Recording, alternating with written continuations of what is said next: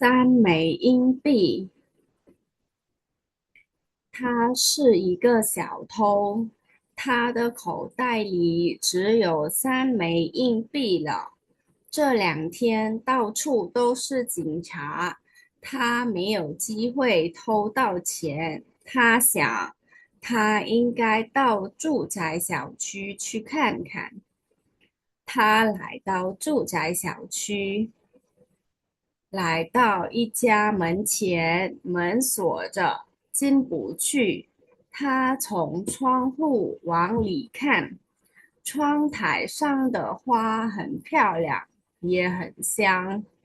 突然，他听到一个小姑娘的声音：“叔叔，你找谁呀？”他看到一个穿着连衣裙的小姑娘站在门口，脖子上挂着一把钥匙，可能有5、6岁。我找你爸，他说。我爸上班去了，小姑娘回答。你妈呢？他又问。我妈妈给学生们上课去了，叔叔请进屋吧。小姑娘用钥匙开门，门开了。小偷心里想，这个小姑娘有点傻吧。他跟着小姑娘进了屋，坐在沙发上。3枚硬币mình này tha cặp bảy nè, 硬币 cứ cặp 3枚 cứ mình này ha bảy nè.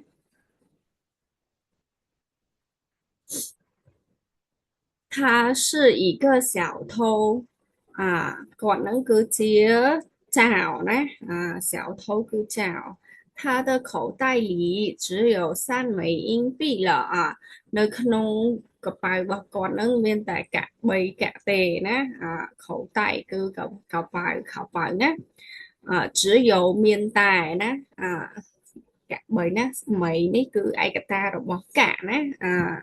ចឹងយើងហៅកាក់3កាក់ត្រែដល់ពេលភាសាចិនគេប្រើមីជាឯកតា这2天到处都是警察，他没有机会偷到钱ពីមកទៅមួយថ្ងៃហ្នឹងណាទីណាក៏សុទ្ធតែប៉ូលីសដែរគាត់គ្មានឱកាសលួចបានលុយទេណា这2天បកប្រែចំទៅគឺ2ថ្ងៃហ្នឹងណា到处都是ណាពាក្យទីសុទ្ធតែ警察គឺប៉ូលីស机会គឺឱកាសเนาะ偷到钱លុយបានណា他想他应该到住宅小区去看看គាត់គិតថាគាត់គួរតែទៅម្ដុំកន្លែងផ្ទះជាពលរដ្ឋហ្នឹងទៅមើលណា应该គួរតែណា住宅小区住宅សំដៅលើកន្លែងស្នាក់នៅណាកន្លែងដែលជាពលរដ្ឋនៅច្រើនណា小区គឺតំបន់ដោយសារនៅប្រទេសចិនការរស់នៅគឺគេនៅមកតំបន់គេហៅ小区ភាគច្រើនគេនៅបែបខុនដូអញ្ចឹងមកខុនដូហ្នឹងមានអគារច្រើនមកគម្រោងគេហ្នឹងមានអគារច្រើនមានអ្នកស្នាក់នៅច្រើនបង្កើតជាតំបន់មួយគេហៅថា小区ណាOK，他来到住宅小区，来到一家门前，门锁着còn mà đó tập bạn chia cho nơi nắng nè mà đó một te mình được mùi nắng mà đó một te mùi nắng vì đại cái của chả xào đấy à,门前một te nè门前门锁着锁cứ chặt xào đấy进不去就ruột他从窗户往里看，窗台上的花很漂亮，也很香គាត់មើលពីក្នុងតាមប្អួតមើលចូលទៅក្នុងណានៅលើប្អួតហ្នឹងវាមានផ្កាណាស្អាតហើយក្អូបទៀត窗户គឺបង្អួចវងលីខាន់គឺមើលទៅខាងក្នុង窗台សំដៅលើកន្លែងបង្អួចខាងក្រោមហ្នឹងគឺគេមានសល់បន្លោះអញ្ចឹងណាកន្លែងដាក់បន្លោះហ្នឹងគឺគេអាចដាក់ផ្កា năm ca bị lỡ nâng花cá很漂亮闪呐香欧呢突然他听到一个小姑娘的声音偏มันก็กดสดับลือสำเร็จរបស់ក្មេងស្រីម្នាក់ណា突然គឺភ្លាមនឹង听到ស្ដាប់ลือ小姑娘គឺសំដៅលើក្មេងស្រីណា声音គឺសំឡេង叔叔你找谁呀叔叔គឺលោកពូណាតើអ្នករោបនរណាគេ找គឺរក谁នរណា他看到一个穿着连衣裙的小姑娘站在门口គាត់បានមើលឃើញ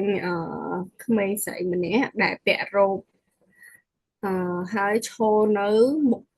មុខទ្វារផ្ទះនឹងណាខាងតៅគឺឃើញ连衣裙គឺរ៉ូបណាហើយ门口គឺមាត់ទ្វារណា脖子上挂着一把钥匙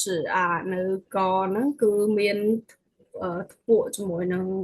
សោមួយណា脖子គឺកកក់គឺពយួរឬក៏បតោងណា钥匙គឺសោណា可能有5-6岁ប្រហែលជា5ទៅ6ឆ្នាំเนาะ我找找你吧ខ្ញុំ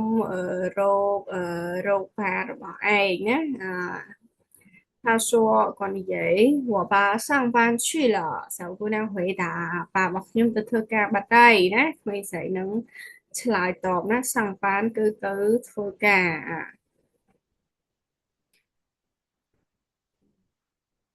你妈呢？他又问就买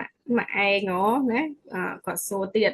我妈妈给学生们上课去了叔叔请进屋吧ម៉ាក់របស់ខ្ញុំគឺទៅបរៀនសិស្សបាត់ហើយណាលោកពូចូលផ្ទះសិនទៅណាអូខេសង្ឃៈគឺ